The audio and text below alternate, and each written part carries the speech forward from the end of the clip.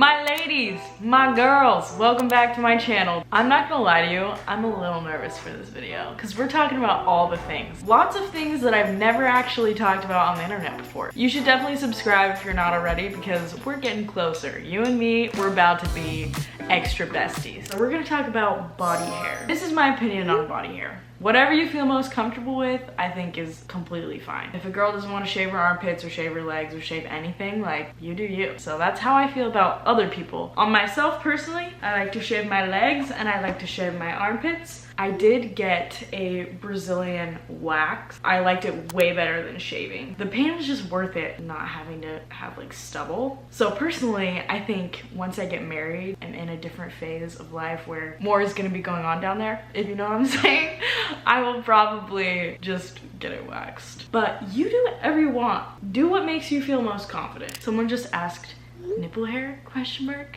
I definitely have it. So once I notice them, I'll just either like pull them out or I'll tweeze them. So while we're located in the nether region area, might as well just go ahead and jump into the period questions I got. Pads or tampons? Let's talk about it. Even before I got my period, I had it in my mind that I didn't like pads and I was only going to use tampons. I don't use either of those products anymore. I actually use a menstrual cup. I actually started using a menstrual cup the summer before I came to college. I have not used any other product since then, and it's been the most amazing experience, except for when I first started using one. Just like it is when you first start your period, the same thing is going to happen when you use a menstrual cup. You're just gonna have to figure out a brand that works, a size, the flexibility of the rubber, the way you insert it. I actually use the Diva cup and I use the regular size, I think. It's amazing. I use the punch down fold, so it makes like a triangle. Then you just insert it at kind of like the same tampon angle. And then you wanna make sure it pops open. You'll feel it. Like if it doesn't pop right away, you can like check the seal or you can put it in, and if you know it's like in there correctly, sometimes once I walk, I'll just feel like pop, and then I know it's sealed. It's great. You only have to change it like every 12 hours, so like twice a day if you're good about it. And if you're not good about it, like me, you might leave it in for 24 hours. But depending on the day you're on, it doesn't really matter. But also bacteria. If you're worried about having your fingers up there, touching your own blood, I would just say get comfortable with your body. It's your body and you're gonna be dealing with a lot of that stuff in the future. You have lots of different fluids in your body for all different reasons, coming from every area, right? So I just think it's important that you feel comfortable with yourself. And kind of going off of the whole hormone talk, we're also going to jump into the topic of birth control. I think whatever form of birth control you decide to use is up to you. People that are really close to me use IUDs, and I've heard a lot of good things about those. So growing up, I was always like, okay, that's probably what I'm going to end up using as an IUD. I've heard of a lot of bad experiences on the pill, and so I've just never wanted to deal with that. And also the idea of just not having to think about anything and it just being there seemed really appealing to me. But as I like research more and more about birth control and the effects it can have on your hormones and just your life, I really don't think I actually want to use medical birth control. I was listening to the Flourish podcast, and one of the hosts talked about this bracelet called the Ava Bracelet. It's actually a fertility tracker, so it's marketed as something that you use to help you get pregnant. So identify that fertile window, help you make a baby. But it can also be used in the reverse. So I've got to look into that more. I definitely want to get it soon. Even though I'm not married, I'm not planning on having a baby or having sex anytime soon, honestly. But I'd want to get it just so that I can learn how to use it, figure out if everything works for me. And if I feel like it works, then I'll just carry that into my marriage whenever I do get married. So that's my plan, using the Ava bracelet. But I'll keep you guys updated on that kind of stuff because I know it's really helpful to hear what other people do. Kind of a rough transition, but now we're going to talk about dating and relationships and love. First up, let's address my situation because you guys wanted to know, how's my love life going? What's going on? It's not non-existent, but like kind of. I haven't been on a date in a long time. I'm not actively pursuing anybody. I have seen somebody at my school who I think is very attractive, but like I've never actually sat down and had a conversation with them. I don't want to try and pursue something that I don't see going anywhere. I want to be very intentional with who I date. I've never actually had a boyfriend before, but I have kissed somebody. So I had my first kiss my freshman year of college. I was 18 years old. I had only been on like 2 dates in high school. I only held hands with a guy and it was like the biggest deal. So I was coming to college, hadn't been in a relationship, hadn't gone on a lot of dates, never kissed anyone, just like a baby. Okay, so my first kiss started out with a first date. You guys know Gordon. It was like a single/double date with Kimball and Emma. If you guys watch the end of the year freshman videos, you guys would know them. We went on like a single/double date to a restaurant. It was really fun to like have that other couple to kind of talk to, get to know each other better. We just had a great time and I felt really comfortable with Gordon, got along with him really well. And then we decided to get ice cream afterwards. We originally tried to go to this like little shop in Lexington, but it was closed, so we just ended up going to Cookout and got some Cookout shakes and cheerwine floats. Kimball and Emma were in a separate car from me and Gordon, and so they ended up leaving and we ended up hanging out just in the parking lot because it was COVID, so we couldn't go inside. And we just like were hanging out, talking, having a great time. And then just the topic of kissing came up. I thought, if we're talking about this, it's not gonna happen. Like, you wouldn't just like talk about it this openly if it's gonna happen, right? He ended up asking me, I can't remember his exact words, but it was something along the lines of, would it be okay if I am your first kiss or if I kiss you? I remember my first thought was, if I kiss him, I won't be able to say that I'm 18 years old and I've never kissed anyone before, because that was like a whoa moment. You know, when I tell people that, they'd be like, oh my gosh, I can't believe you've never kissed anybody before. So that was my first thought. My second thought was, I do not care about that. I want to kiss this guy. So I was like, oh yeah, I would, yeah, totally. Like, let's do it. Why not? He didn't just like lean over and kiss me in the fast food Cookout parking lot. He was like, we need to make this really special. Like, this is your first kiss. It's a big deal. And I was like,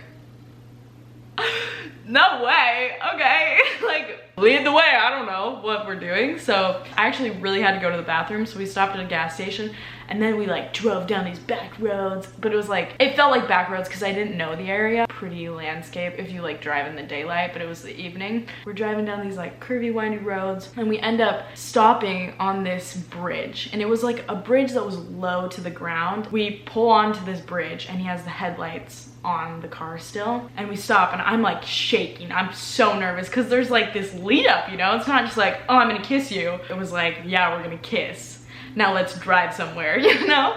So there was this like intensity and I'm like, oh my gosh. I wasn't shivering, but I was like quivering with like nerves. He turns on some music and he goes, do you know this song? And I was like, it sounds familiar, but I'm not, like, I don't know it off the top of my head. And he's like, you know, in Avengers, when Captain America and Peggy are dancing, it's that song. It's Been a Long, Long Time is the song that he put on. And then he goes, every first kiss starts with the first dance.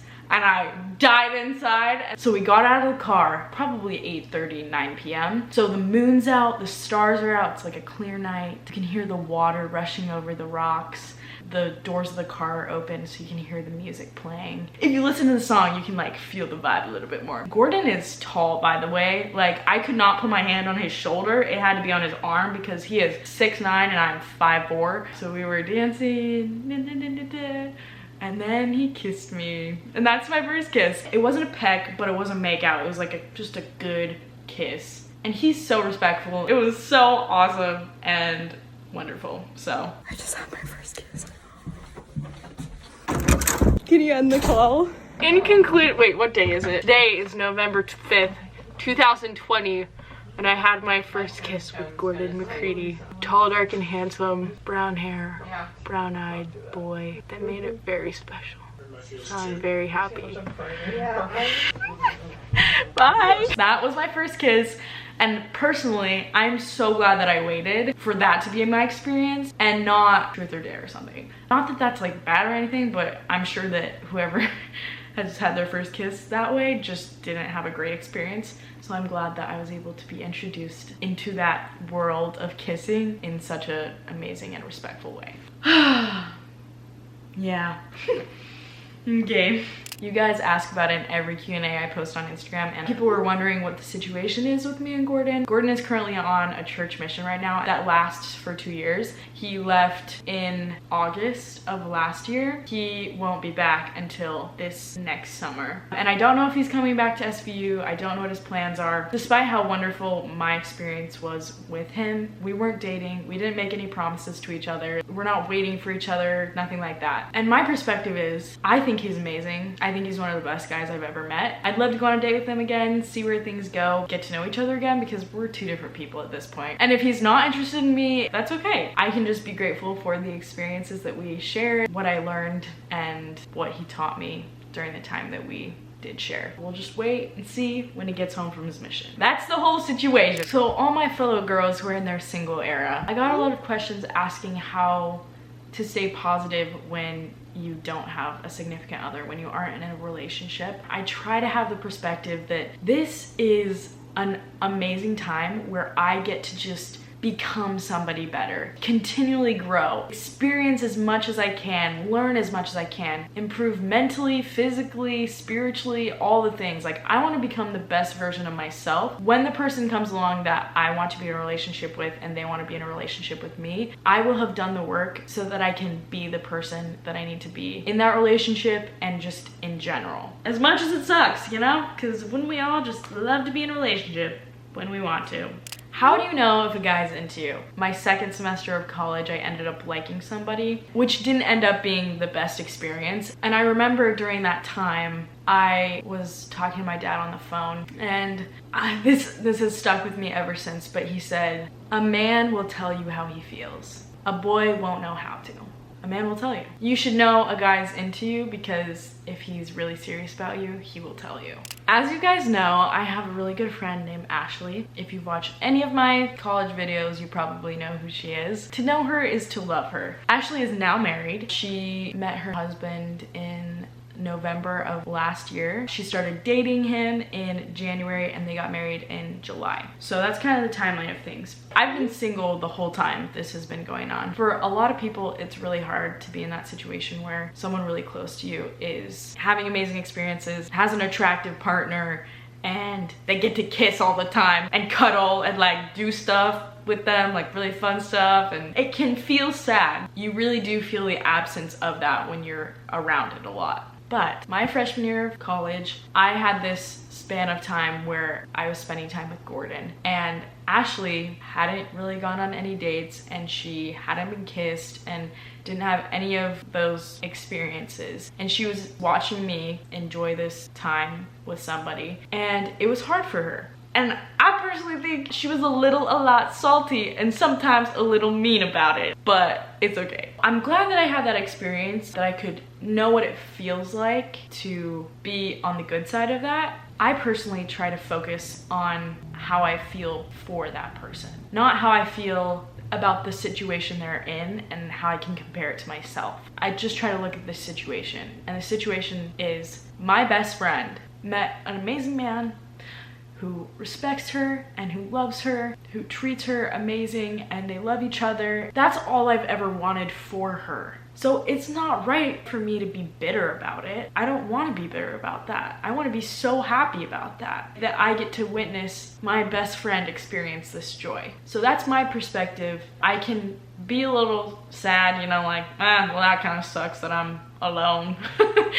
But I try to look at it separated from their relationship because I don't want to make it about me. Anytime I see them together, it's like, I'm sad, I'm mad that you guys, like, I don't get what you have. No, I can be sad, I'm not in a relationship. But also, my best friend just met this amazing man who loves her, and I can be so happy for her and for her to have that experience and finally get to feel what it feels like, because I've experienced a fraction of that and I know how it feels, and it's good, and I want what's good and great and amazing for her. We're getting into attraction now, which I am actually very passionate about this topic. Somebody asked if they should date somebody that they're not attracted to when their friends keep telling them to go for this person. I feel your discomfort in this situation where everybody around you is like, no, you should do this, please do this. Whether it's attraction or other reasons, like it just doesn't feel right. I've experienced both things where I'm like very physically attracted to somebody and like very drawn to them, and then also where I enjoy somebody's company, I love spending time with them, but I'm just like, I don't feel that pull. That pull, that desire to be close to someone is important. If you can feel that pull to someone without them being the most attractive to you, I think that could work. But if you aren't attracted to them and also don't feel the pull, that's when it's probably not gonna work, and when you shouldn't go for them because you're not fulfilled in that way. I want to be very attracted to my significant other, and I want them to feel the same way about me. If somebody's on a date with me and they're like, I'm not attracted to you, in their minds, I wouldn't want them to ask me out again. If I'm not attractive and also you don't get that feeling around me, it's okay. That's all right. Some people aren't attracted to each other. You guys wanted to know what my type is. I feel like I have a very steady track record of what my type is. Like, most guys that I've been interested in have kind of followed this same look. This is what my ideal guy looks like. I want to feel tiny, and I think the easiest way to do that is somebody with height. I am personally into brunettes. I'm a brunette. My family is all brunette. The guys I've liked are brunette, and specifically curly haired brunettes are my favorite. I love a little curl. So tall, curly brunette. Great hands, 9 or 10 hands. Hands are really important to me. Good teeth, good smile, good oral hygiene. I'd also like if they're fit and like have some muscle on them. It doesn't need to be super extreme or anything, just they take care of themselves, they're physically fit, but on like the more fit side than the not fit side, you know what I mean? But I also expect that out of myself, you know? Like, if I expect that from them, I better be willing to show up in that way as well. Yes, that is what my ideal guy looks like. If you know him, let me know. I got one question asked from a boy's perspective, which I absolutely loved. And this question was, as a guy, how do I help a girl feel beautiful? If there's any guys watching this video, first of all, what are you doing here? This is a girl talk video, but also like, hi, thanks for watching. Hopefully you're learning some stuff. As a guy, I think reassuring a girl of her worth in your eyes and her beauty in your eyes is really important. Expressing your love and care for them, which I feel like doesn't happen a lot. Like, there aren't a lot of guys who will say that, and I just think it's important. Express yourself. Speak what you feel. That's how I think you can help a girl feel beautiful, is by telling her that you feel that way. Would you agree with me, ladies? Like, if a guy looked you dead in the eyes and says, I just want you to know you're beautiful, would you not just be like, oh my gosh, holy crap, okay, thank you? You guys know I have shared a lot about my insecurities on my channel. I made a series with 2 episodes that in-depthly talk about my struggles and my insecurities. So if you haven't watched those, you can watch the 2 episodes of the Becoming series. Somebody asked what my biggest insecurities are. I don't love dwelling on insecurities because I think the more you talk about it, the more you emphasize it to yourself, the more power it gives over you. I don't like to dwell on the parts of myself that I don't love the most. Like, I just like to not think about it. Then it doesn't bother me as much. Since early high school, my chest has been an insecurity of mine. I always thought it was too large for me. If I was looking in the mirror and I didn't have any clothes on, it wasn't that I disliked the look of my chest. It was just functionally in clothing, working out, I just very much disliked the size. I did a lot of thinking about it because it was always something that I'd go to. If you just don't eat for a long time, or like if you just don't eat very much, then you'll lose a lot of weight and then your boobs will get smaller. It was that big of a deal to me. I'd heard about breast reductions. All of a sudden one night I was like, I think I want one. I love my body, I'm so grateful for it. I just was having such a hard time dealing with this mental side. So I made the decision to get a breast reduction mid-June, and then I had my consultation with the surgeon on July 5th, and then I had my breast reduction surgery on August 1st. I'm like a little over a month post-op my breast reduction. So I will have a video coming out about that experience. I definitely want to go more in depth about the reasoning. There's a lot more that goes into it, but for me, it was the right choice for myself, mentally, physically, like it was just right for me. It feels good to talk to you about that. That was my number one. I will say that I no longer feel that way. It's funny how that works. Like, you kind of lower how you feel about one insecurity, and then there's always gonna be more. Nobody's perfect, nobody feels completely confident in themselves. Secondary to that one, my stomach has always been an insecurity of mine. I never grew up showing my stomach. It was kind of like an off limits thing. That was just our like rules with modesty growing up in my household. And I don't know if that plays a part into it or if it's just more of like a personal inner thing. I never felt comfortable showing my stomach, and I never really have. Even at my thinnest, I never felt satisfied with it. And then I would also say just recently recently, and this one has been impacting me and like my self-confidence recently. It's been my face and like double chins and stuff, you know? I'm like sweating, guys. Those are my insecurities, and I have plans to like try to work on them, try to work on myself so that I have more self-love. But those are just cut and dry, some things that I am insecure about. Kind of going off of insecurities, it's how I can be more confident like despite those. The main thing I try to do to be confident despite my insecurities is to just be doing all that I can to improve. If I know I'm working out, if I know I'm eating healthy, if I know I'm trying to learn and trying to improve, then I feel so much more confident in myself because I'm trusting myself and I am acting on the things that will make me better and improve. And I just know that I'm giving it my all. If I'm not giving it my all, if I'm not trying, then it's really hard for me to be confident in myself. So I would just recommend trying to be your best. And with that will come confidence. One side of myself that I really need to improve in currently is the spiritual side of myself. I am religious. I am a member of the Church of Jesus Christ of Latter-day Saints, and I love Jesus Christ and I love my Heavenly Father. But I will say that right now in my faith journey, if you will, kind of a hard spot for me. I think the main struggle I'm going through right now is rekindling my personal relationship with my Heavenly Father and with my Savior. I know they're there and I love them, but I don't feel close to them right now. There have been times in my life where I am so close to God, and I just look back at myself and I envy that girl who had that relationship. I used to feel as close to God as I did to like my best friend. Like I just felt that close to him, and that is what I'm struggling with right now, is that I don't feel that way. He feels more like a distant cousin, you know, that you see every once in a while, instead of like this person that you go to, that you talk to all the time, who you feel their love from constantly, like every interaction you have, even afterwards. That's what I long for. And honestly, I know that it's me who is standing in the way of regaining that relationship. I'm not doing the things that I need to do in order to feel that way, which is spending time in the scriptures and just seeking him out. He's there, I'm just not reaching out to him the way that I should be. That's kind of where I'm at right now. It's definitely something that I need to work on. I'm grateful that I can recognize that and that I know that he loves me despite that. I hold on to that in times like this. I hold on to my love for him that is there, and his love for me that I also know is there no matter what. We're gonna do a rapid fire of like the life questions that you guys wanted to know about, like my life currently and like specific things. Someone asked how I feel about my sister coming to the same school as me. I am so glad she came here. I was the one who was like, please come here, like it's amazing, because I want her to experience the good things that I've experienced here. It was definitely something I was excited about and I wanted to happen, so I'm really glad she's here. Someone asked if I'm still doing dance. I did a semester and a half of dance and then I stopped once I started 75 Hard. I didn't do dance last spring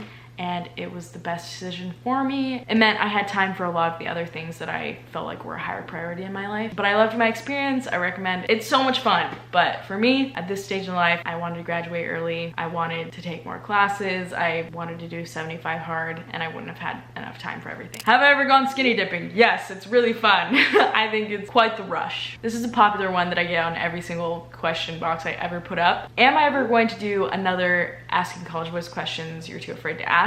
And the thing is, all the guys that you love from those videos are not here anymore. All of them are on missions or are about to go on missions right now, so they won't be back for a while. But I will do another one just for you guys. If I don't live here anymore and they're going to school here, I will fly here once everybody's back and film another one of those videos just for you. This is my promise. I will do it. Get excited in like 2 years for that video to come out, okay? My toxic trait or like bad characteristic of mine, I really don't like confrontation. I don't like having to like talk really seriously about if I'm mad at people or people are mad at me. I hate that. So I would rather avoid it than confront it. I also don't like doing my dishes, so that's kind of annoying for people who live with me. I've been better about it since I moved here, but like if even a few dishes in the sink makes you mad, we can be bestie friends, but like maybe not live together, you know?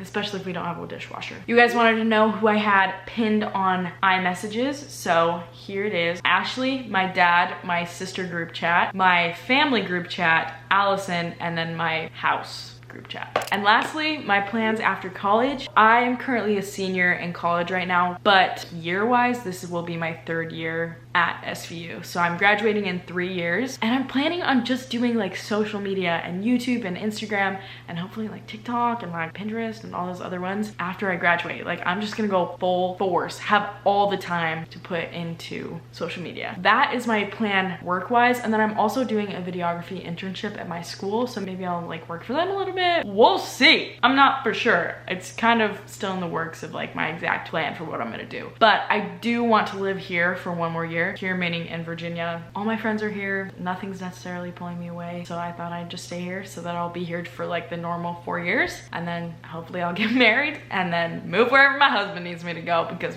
I can do my work wherever. I don't know. We'll see, guys. We'll see what happens. But that's my plan. Oh my gosh.